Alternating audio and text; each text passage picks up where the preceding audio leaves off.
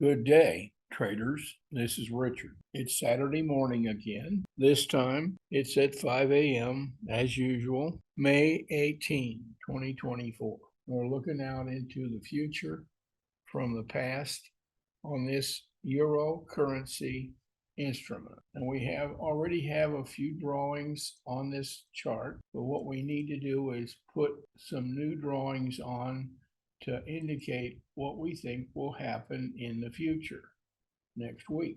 We know the past, and we know we closed right here at 1.08825 on Friday. Now let's take a look and move these vertical lines, which are ancient history over here 4 months ago, or a month ago, whatever it was. Now let's put this right here where we closed on Friday, and then put this one back 1 week. Okay, so here we are looking at the past, the present, the week that just ended, and the future. Now the future is out 5 days next week, Monday, Tuesday, Wednesday, and Thursday.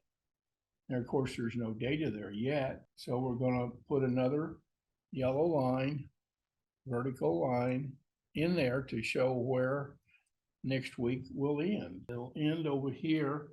You look down here. What is today? What did I say it was? The 18th? Yeah, 18th. So next Saturday is the 25th. So let's look over here.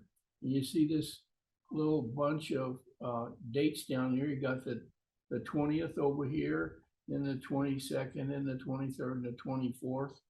And we're coming up on a holiday toward the end of this month. We all know there's going to be a holiday, and that impacts some, but there's not much we can do about it. We just got to recognize that there'll be a holiday, and we've got to recognize that will happen. And there's last week, and now we have quite a bit of space here. Here's this week.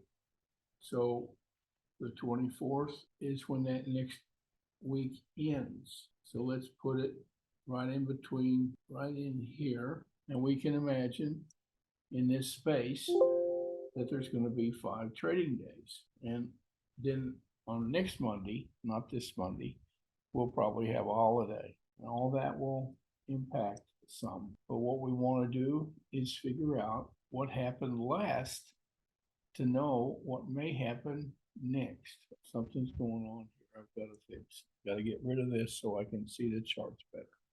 There's the candlesticks. Sometimes our indicators get in the way of our work. So if that happens, you might have to remove an indicator that you might think is the culprit. And all it does is keep you from spreading out your candlesticks so you can see them like we can see them now. And we need to be able to see these candlesticks. And we need to look at the candlesticks in groupings, in weekly groupings. So I'm going to draw one more vertical line over here somewhere. I'm going to put it here and see if it's 5 days. It might be 6. 1, 2, 3, 4, 5.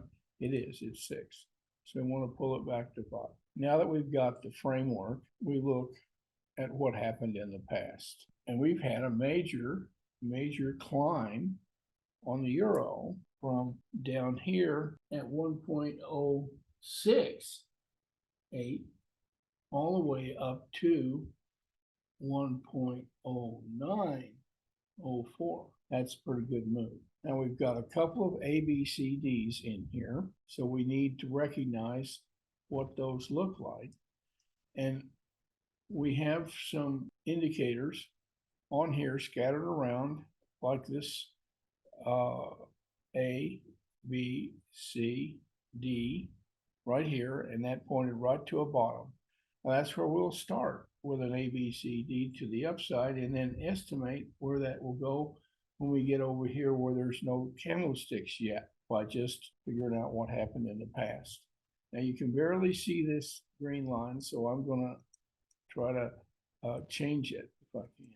I'm going to go into indicators, and I'm going to go into action swing price and spread it out a little bit. And I'm going to make that green a lighter green so we can see it better. We can see lime a lot better than we can see that color. So I'm going to change the color, dark green to lime. So now we can see that AB. And of course we can see this red and another green, AB. Now A, B, C, D. AB equals CD. So we're going to draw a line to prove that. Here's an A, B. I'm going to just move it over here. It's not right on the line, but it's the same distance. Notice how that works. That's something you need to take to the bank. That is information you can trust. They say that AB equals CD, but we just proved it by showing 3 weeks worth of candles. And this AB, the length of that AB turned out to be the length of this CD. So understand that the ABCD formation works 90% of the time, maybe only 85, but you can trust the rhythm of the market. It repeats itself over and over and over. So we need to use that repetition to anticipate when to buy and when to sell. And we look at this on the weekend on a 4-hour chart, but intraday, when we're looking for entry points, we do a different kind of thing. We're looking for sell signals like this one here and buy signals like this one here and this one here, the way they come together there. This is the actual buy point when you have that bottoming tail, that little shadow or wick that hangs down below the body of the candle. The body of the candle is where the money is, was, and will be. The money is in the body. The money was around in the wick, but it left. The money left and went back into the body of the candle. And this was bull money in this white candle. Buyers, a lot of them pushed that price up and then pull back a little bit, and that's a little A, B, C, D right there. So these things are always present. They're always there. You just got to take the time to identify them and then anticipate what's going to happen next. And what happens next? After it gets up so far, it pulls back. After it gets up so far, after its pullback, it goes forward. And sometimes they're great big candles like this. This is a huge candle over here, and this is a big candle here, and there's another big candle, and here's a little candle. And so what's happening here? Well, there was a lot of force, a lot of buyers, more buyers, a lot more buyers than sellers, right in here. And then the buyers started vanishing in this 15-minute 4-hour period on this. And then what happens after buyers vanish? Well, then the sellers come and take over because they saw weakness in the buyers. So this was a strong group of buyers. In the next period, there's a weak bunch of buyers, but they were more buyers than sellers. But the sellers know that. The buyers are weakening, so they show up to take what they think is theirs. And so they start selling, and more of them pile on, and then it pushes price down. And then here come a bunch of sellers to defend their move up here. And that's what this was, another white candle, but they topped out up here, and that created a sell signal, but it wasn't the top. This candle here kind of double topped it. And so this is a white candle with the same top that the black candle had here. And then you kind of know that once this finishes, that there's going to be more what? More what? You'd expect there to be more sellers. But in this particular case, on our Friday, on not the last candle of that Friday, but the next to the last one's right here. There just wasn't enough buyers to push it up. So but the sellers couldn't really push it down. So it kind of consolidated in here and didn't go anywhere because they knew the day was going to end, and then they just weren't going to. Neither side was going to try to make a mark, and that's what happens toward the end of a trading day. So once you figure out the psychology and understand that the big candles are in the middle of the day, not so much at the end of the day. And what are big candles? Well, if they're white, they're very bullish, a lot of buyers. If they're black, they're bearish, and a lot more sellers. And if you can get those few concepts into the back of your mind and think, well, I understand how these guys operate now. I understand this game. It's like baseball. Everybody gets their chance at bat to make points, and everybody has to rotate from bat position to field position, and they do it based on what?